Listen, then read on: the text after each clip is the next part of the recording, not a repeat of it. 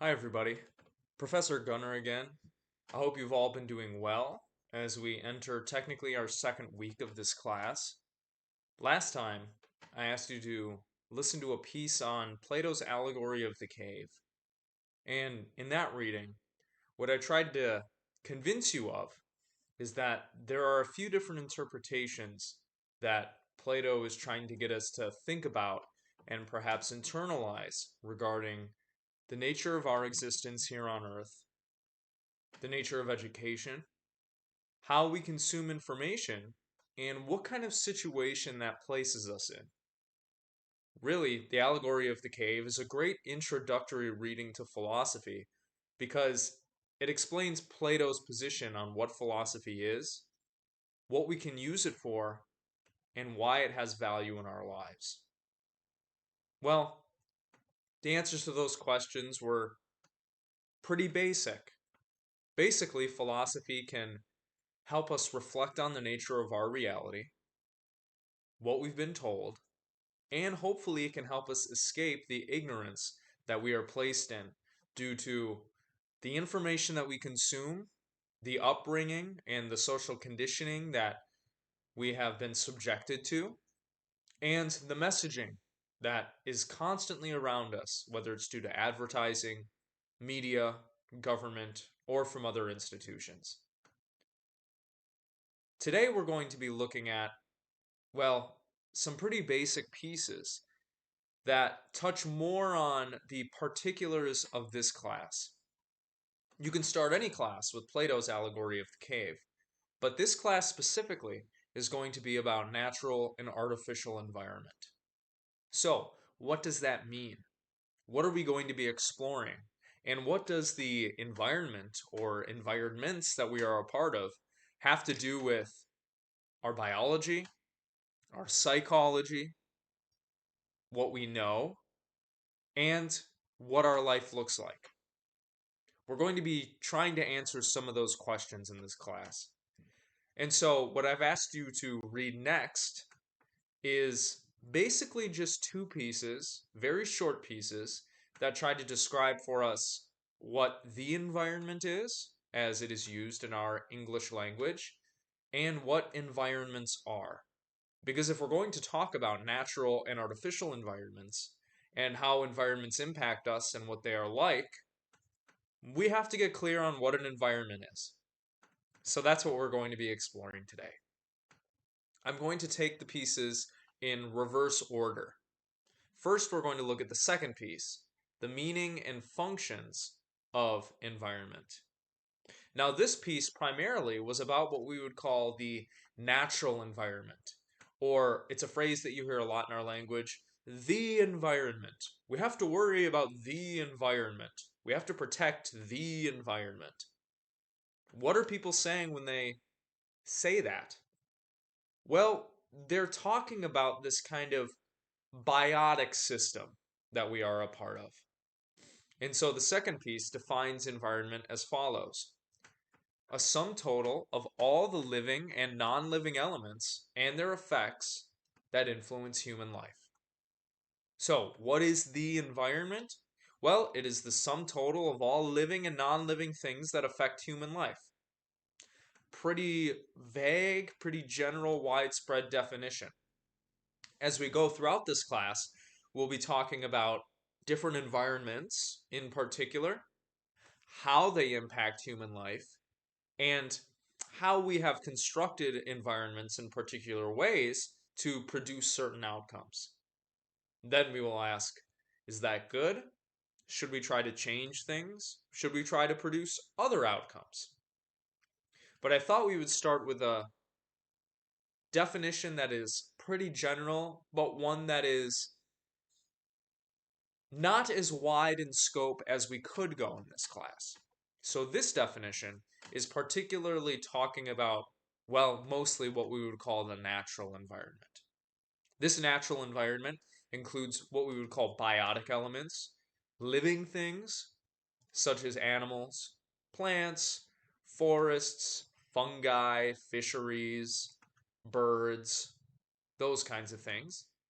But it also includes abiotic elements, things that we normally don't characterize as living, such as the soil, the plant, the water, or the soil, the land, the sunlight, rocks, air, that kind of stuff. All of these different elements make up what we would call the environment. And it is the complex relationships between these things that have allowed, in some sense, for evolution on this planet and have steered the development of human evolution and human societies as well. But we'll get into that as we go more through this first introductory unit. Now, if we're going to break this down a little bit further, what exactly does the environment do for us? Well, it does a lot of things that are necessary for animal and human life. For starters, it provides resources for use and consumption. Not only does the environment provide resources for plants and animals to use so that they can go on living and reproduce, but it provides resources for human use and consumption as well. So, think about hypothetically the origins of human societies. How did humans survive? Well, they had to cultivate resources from the environment around them, whether that's plants or animals, things like berries and nuts and roots. But we can also expand our definition of resources a little bit too. They weren't just cultivating things that they could eat and drink, we also use the environment as a basis for building things. We cultivate wood, or we cultivate ores or stone, and we use these different things to produce the kinds of things that we have in our society today, such as buildings, huts, all of the different things that surround us, whether it's couches or plastic tins or books. All of these things ultimately have their roots, pun not intended, in natural resources that we have cultivated from our environment. So, the first thing that the environment does for us is it provides resources for use and consumption. Broadly, the second thing that it does for us is it sustains life, whether that's bacterial life, plant life, animal life, or human life. This point is connected to the first one.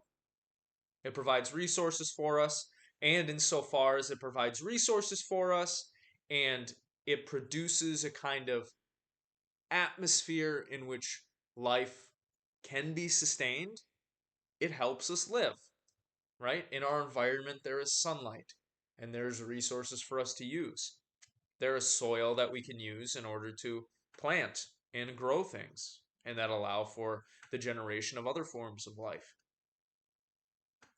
The third thing an environment might do for us, the environment, is that it assimilates waste.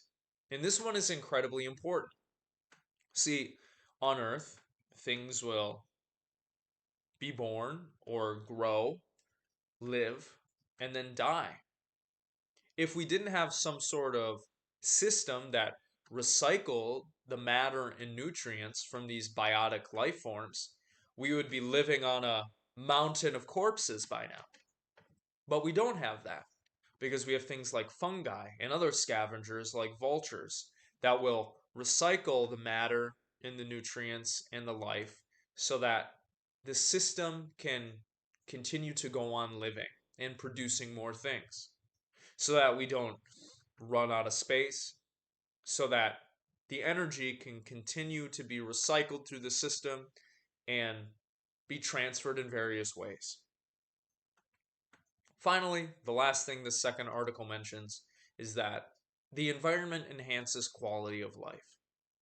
And what I think they're trying to get at here is spending time in the environment is useful and good for humans. You have thinkers and writers throughout the centuries talking about the wonders of nature and how it can improve psychological and spiritual health. So, not only does the environment sustain us biologically, but we could say that it might sustain us in some ways, psychologically and spiritually as well. So, that is just a little preview into what the natural environment can do for us. But we're not just concerned with looking at the natural environment in this class. Half of the class title is, after all, artificial environment. So, if environments can be natural and they can be artificial, and they can be some mix of these two, that must mean that our definition of environment is larger than just what is outside our homes and our apartments. And that's true. This is where the other piece comes in. The other website I asked you to look at was basically a series of definitions from Merriam-Webster defining the word environment. So I'm going to go through those and then we'll wrap up this short introductory video. Here's what the first definition says: the circumstances, objects, or conditions by which one is surrounded. So already here we have a very general and vague and a definition that is very large and wide in scope. Whereas before, when we meant the environment, we were talking about that natural stuff out there, like the plants and the trees and the soil. This first definition says, well, one way that we can conceive of an environment is that which surrounds us, whether it is circumstances, so events, conditions, things like that, objects can be part of the environment, or even more generally, the state of affairs that surround and inform our lives. We might characterize the set of all that stuff as an environment. Or how about the second definition? The complex of physical, chemical, and biotic factors, such as climate, soil, and living things, that act upon an organism or an ecological community and ultimately determine its form and survival.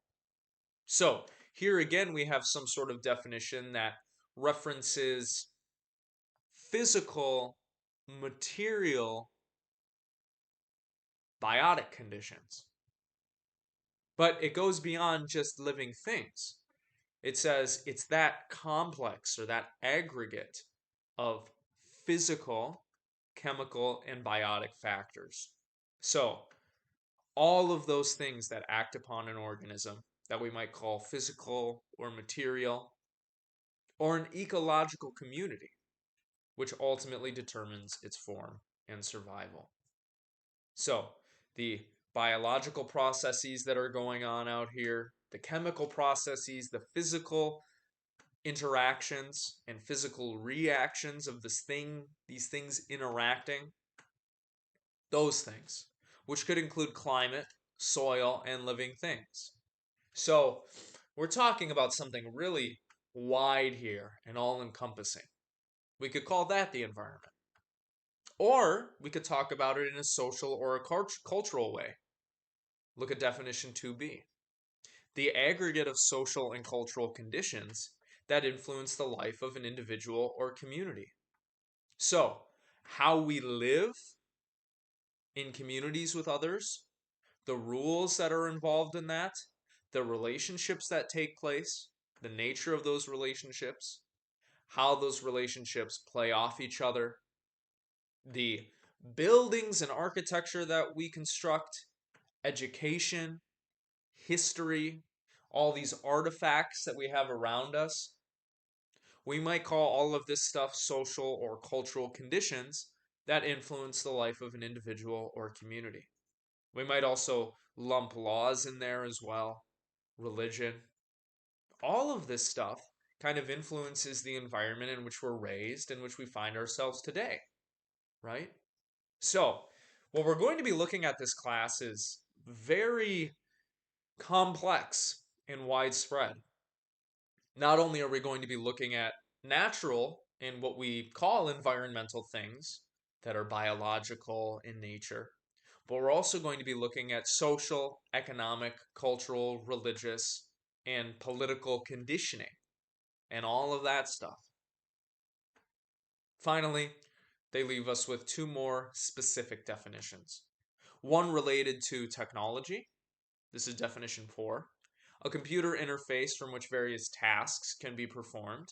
We will actually talk about technology, computers, and AI at some point in this class because it is increasingly becoming part of our environment. Or definition 3, the position or characteristic position of a linguistic element in a sequence. And we will be talking about language in this class as well. So all of these definitions have something important to say and bring up important questions that we will be investigating in natural and artificial environment. What I hope to do is give you something of a survey of some of the most important philosophical ideas that have arisen within Western history and that continue to influence us today. Pieces which talk about not only environmentalism, but also environmental degradation, how societies and cultures are formed, what that looks like, what the role of technology has been in human life, how human societies have developed throughout history due to factors within and beyond our control. In other words, we're going to look at those environments that we have constructed ourselves and those which we have not to see how they have influenced us, what lessons we might gather from them, and what their natures are like, so we can reflect seriously on the kinds of lives that we want to build for ourselves.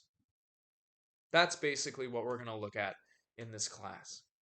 So, just to give you a little rundown, our first unit here is going to be very introductory, just introducing us to these concepts, definitions. Our second unit is going to talk about what we might call artificial environments. We're going to look at the development of human societies, human nature, government, culture, and the place of technology in human life, including ending with artificial intelligence. And then after that, we're going to take a foray into what's called environmental philosophy. And in that unit, we're going to look at a way of viewing the world and ourselves that is completely different, completely oppositional, you might say, towards this idea that we should utilize and lean on technology in our lives. And then we're going to end the class by looking at what I call metaphysics. This is a very fancy philosophical word, which basically means beyond physics, trying to understand the nature of reality. Because as we'll see, all of the philosophies that we're going to be engaged in and looking at throughout the semester are going to be based on particular worldviews and particular ideas that are extremely fundamental to Western history, Western values, and a Western way of seeing the world. But should we accept those axioms? Or might we latch onto some other more fundamental views of what all this is and how all this got here? So, that's our basic plan. I hope that this lecture has given you something to chew on. I hope it's been a good introduction as to what exactly we're going to be investigating in this class. Okay, I will see you next time. Thanks.